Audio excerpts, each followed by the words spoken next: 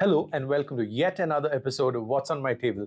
And today we have a very special box which I'm going to open today and show you what I use it for. It's a Skechers box, nothing to do with the brand. It's just that they have nice boxes for me to store whatever I use. So I'm going to open each of these things and show you what it's used for. Any guesses? No, I'm not starting an optical shop which sells spectacles or anything, but photographers' best friends are lenses. Yes, we're talking about these lenses, not the contact lenses or other lenses. And we're going to talk about how I use all the tools that I need while I'm cleaning a lens. Now, this is a donor lens, which is probably completely out of use, can't be cleaned, and it's dead, but it's a nice heavy lens. And so you don't feel like throwing it. So here we have this particular made in Japan lens, which is a Yashica lens. So I'm just going to show this as a sample and I'll show you how each of the tools are used. So let's start with one of the most common ones. This is the air blower. So as you can see, the air blower is used to blow air and remove dust on a lens. And it's better to use this compared to probably using your air. So we don't do that because you might have oil and other liquids in your mouth. Probably if you've eaten something and there's a little bit of oil, then that oil will come onto this. And you could actually promote the growth of fungus rather than actually inhibiting it or cleaning it. So it's always best to use a blower. So the blower is done. I've got a couple of other blowers which I'll show you as we open this. So next in line is this particular bottle which I showed you earlier. This is a regular specs cleaning fluid, as you can see it. And it is used in many cases where you want to clean the glass and it wouldn't leave any fingerprints or any marks on the lens. So that's one of the items that I have in my cleaning box. Apart from that, let's go to these. These are PEC pads, non-abrasive wipes. These are actually used to clean a camera sensor, a digital camera sensor. So I got these in a bulk sale from one Mr. Deepak. Yeah, this is something I bought from him many years ago. This is probably 15 years ago, and that's when I bought that. And this is a box of a multimeter, but I use it for something different. So you can see there's a lot of lint-free cloth. As you can see it here, I dropped a few of them. Not a good idea to drop these in dusty areas, but these were collected from different laptops and various other sources. So these are used to clean your cameras and lenses, mainly lenses, because you do not want your lenses getting scratched. So you use this liquid and you use this to actually clean the lenses. So this is all kept in a plastic cover so that they don't absorb any moisture and at the same time remain completely dust free. And that's something you'd want to take care of and keep it closed and clean at all times. So we've got this done. So we go to the third item here. You might be thinking there's some ice cream here. When Swiggy delivers ice cream, they deliver it in these silver color wrappers. But we've got a very interesting item. And most people who clean lenses or repair or service cameras would have used this, especially lenses and cameras. So any guesses what this is? This is called, okay, you can play dots and crosses with this when you are not cleaning lenses. I'm kidding, but yeah, these are really sharp. And this is a tool, it's called a lens spanner. So you don't really have a spanner for every size of lens which you can use to remove or open lenses to clean fungus out of it. So what this does is it is a variable width spanner. You've got these particular things here which can be opened and you can actually vary the distance. So if I open this, I can actually pull it apart. So I get various widths of this particular caliper, which is used to open the lens. So let me lock it here. Let me show you how this is done. I've got this lens here, and as you can see, it's got these two marks. So if I want to open this, one way is to use this and rotate it. It's really tight, and if I force it too much, I might damage the lens. So these things are best done with probably a rubber sheet, and you use this to grip this, and with one single tight, not too much of force, but with a swift turn, a slow turn. I'd rather say slow turn and not a swift turn. You'll be able to open it. So I don't want to do it now because I might damage this lens because I'm just demonstrating how this is done to you. So I wouldn't want to do it here. But yeah, these two things point outwards so they don't come onto the lens, and you can actually place them on these two marks like I've done here. And you actually have to lock them, and then you can slowly rotate the whole mechanism, and you can see as I rotate it, the whole thing turns. And then you can open this entire setup. Shouldn't come out loose like this. You need to tighten it in place. And then you have the front element exposed. So every element, especially newer lenses, have got a lot of plastic elements which might be fixed with screws. You might have to open it with a screw. But in this case, we're opening it with this lens spanner, and never leave it this loose because it would just come apart or it could even damage your lens. So a good practice is to use rubber. If you have an old cycle tire tube, you can actually place it on top of this specific lens. Clean the rubber tube really well and keep it away from dust so you can use it specifically for this particular purpose. So that is your lens spanner, one of the most important things used by lens service people. And I keep it in this bubble wrap so it doesn't poke me when I open it. But feel free to use anything that you think is best suited to keep it away from poking your hand. Because bubble wrap is really not the right idea. You could use some canvas bag, like the bags we used in school, to keep it safe from poking your hand. So that's done now. So let's go to the next quick thing here. We've got these two Petri dishes, like we used to call them back in school and college. They're full of dust. I should have cleaned this before making this video. But these are used to actually place lenses inside a particular non-scratch or a scratch-free bowl so that you can pour hydrogen peroxide. Hydrogen peroxide usually kills fungus, and it's an agent that's used in 6% volume by water. I think even a 3% works. The one you get commercially in medical shops is 6%. I have one of those here in one of these bottles. And you can pour a little bit of it and keep the lens dipped in it for around 10 minutes. And it should actually kill or eat up all the fungus. I've had varied success with that, with it not being very successful every time. But it's a good practice to put it into hydrogen peroxide, 3% by volume. So how you do it is use distilled water, take one portion of 6% by volume fluid, which is available commercially, add the same amount of water, distilled water, and mix it, and you'll have a 3% by volume by water. So much for the chemistry that we learned back in school and college. So these are those Petri dishes in which you keep them. Again, a little rubber piece right there. You have a lot of rubber pieces around you. I completely believe in recycling stuff that you already have. And there's a lot of quality rubber in various things that you use. Well, I'm not talking about what you're thinking now, but I'm talking about toothbrushes because they come with a rubber grip these days. Then you have those old Axe deodorant bottles or the aluminum bottles of Axe, which used to come with a nice rubber thing to press. And that is something you can use as a safety device right below here. But I've not really checked it with how it reacts with hydrogen peroxide. So you might want to check on that before you do that. But if you're careful enough, even a lens kept in this would not get damaged if it touches the base. But use a good Petri dish, which isn't rough or has got any imperfections in it. So that is done. Let's keep this aside. Then we've got a lot of cleaning reagents here, which are from different brands that came with different cleaning kits. So all those brushes which are used to clean dust off are in this. So I had a lot of hand-me-downs from different people. So this can also be attached to your blower. So you can take help from the brush.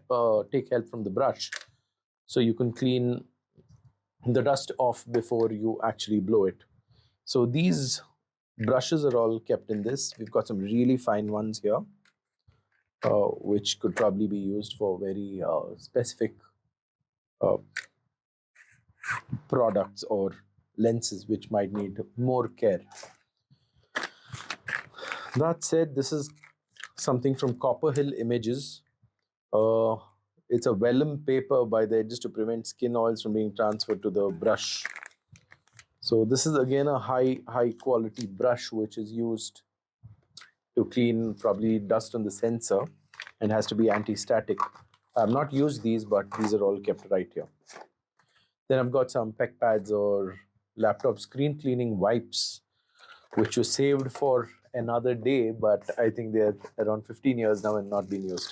More blowers, more the merrier. So we've got a lot of blowers, and I don't plan to sell them either because each one is very different from the other. And yeah, I've got something special. This is the famous US-based rocket blower, a very high quality blower, which doesn't stress you out much. It's made by Geotos or Geotos, whatever you'd want to call it. The branding is right here. And this is a very good blower. The rubber is a very high quality. So I've kept this very safe here. And the entire usage instruction of the pec pads to clean the sensor is all available here. So this was marketed by something called Copper Hill Images and got some more good lint-free cloth that's used to clean things. More lint-free cloth. We'll keep it all safe here. And then what else do we have? More cleaning kits got from different places. Much older Kodak lens cleaning paper. This is probably a collectible, but yeah, I thought it's nice to keep all these. So one of the advantages of using this paper is that it kind of absorbs the water. I've had varied luck with it, to be honest. It absorbs, but not as well as one of my old washed bunions, because cotton is really good and I've noticed it performs very well on the lens surface. Again, more cleaning kits from various sources. I've got lens cleaning kit here. This was bought from the US when I visited the US in 2018. I wish I used to collect Hot Wheels then, because I didn't buy any Hot Wheels while I was there because I wasn't collecting Hot Wheels back then. But yeah, Hot Wheels is also stopped now. I'm not like collecting it anymore. So that's it. These are all the things that I use to clean lenses. And there's one very special thing, which is the last one, but is quite important. And I'm going to show you what that is right now. Let's put most of these things back in. And let's open the very famous rubber grips, which are used to open lenses. So this is made by Japan Hobby Tool, a very famous brand, which many people recommend. And I would highly recommend this too. These are vacuum pads, which are used to open camera lenses and lens parts. So if you manage to open that screw, and then you have to open a rubber bush, which probably doesn't have grip, then you would be able to use this. And it's a very good idea to keep these covered and sealed. And yeah, you air it once in a way, but do not keep them in the open, because I think sulfur or there are some other chemicals which react with this if kept open, and the rubber could get really hard. So because I've stored them well, these rubber vacuum pads are still soft and rubbery.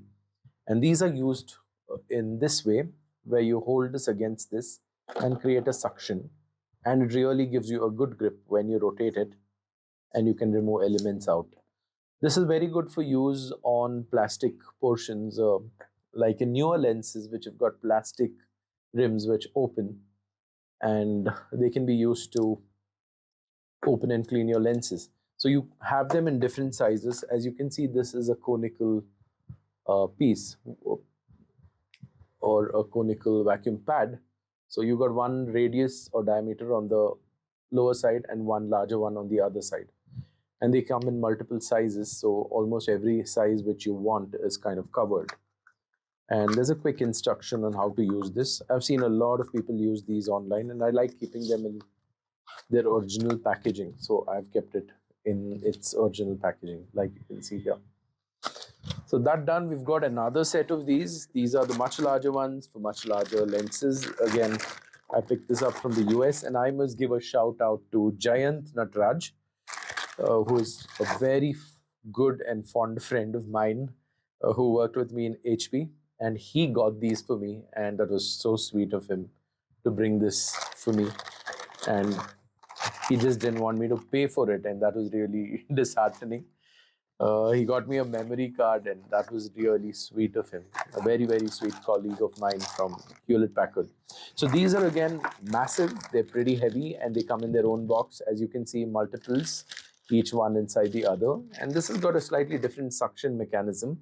Unlike the other one, which is open below, you might have to use your palm to use a suction there. In this case, this has its own suction surface. So you can even lift some glass elements with this, like you just saw now. There you go. I've pulled up one of these glass elements with the suction. This is a good way to ensure you do not touch the lens surface, and at the same time you do not scratch it if you have any dust on your finger. So it actually pulls out even glass elements neatly. And when you want to put the glass back, you can actually do this. And I mean, this is a very crude method that I'm teaching, or I'm talking about here. I'm not teaching you guys. It's just a quick video. So this is one way to put it back in, so you do not scratch the surface of the lens. And then you put this back and then rotate the inner ring with the help of another larger diameter rubber vacuum pack. So that done, this is how you tighten this back in, and then it wouldn't fall. It's good to use a cloth on this when you do these things. This is an old lens and doesn't matter because it's like a donor lens which I use to learn and practice opening and cleaning lenses.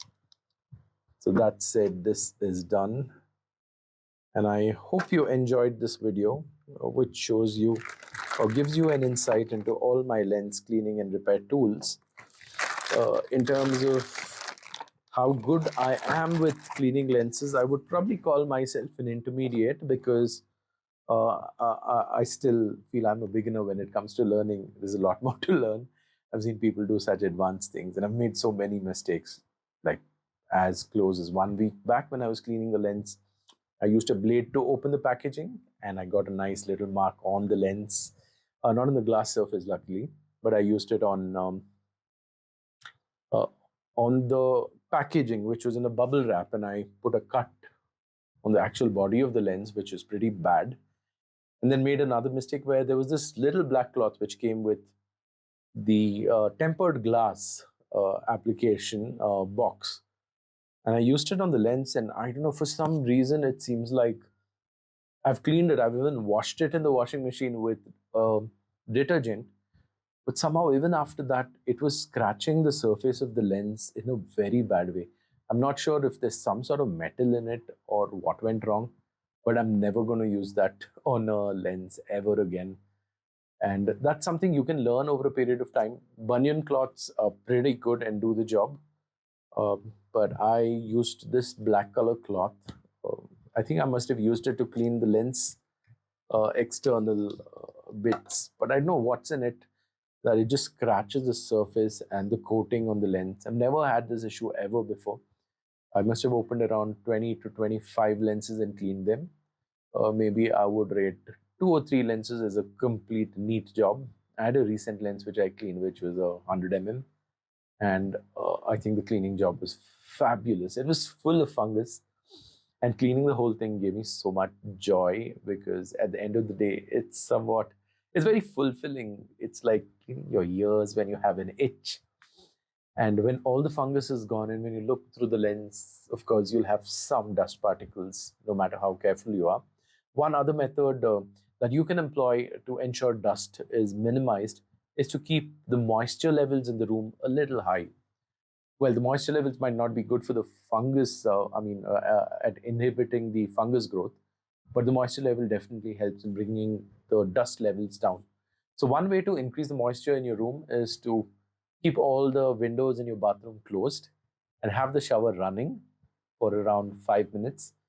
It's bad for water conservation, but you can keep the fan, not the fan, you can keep the shower running and keep all your shower cubicles open so that a little bit of that moisture comes into the room.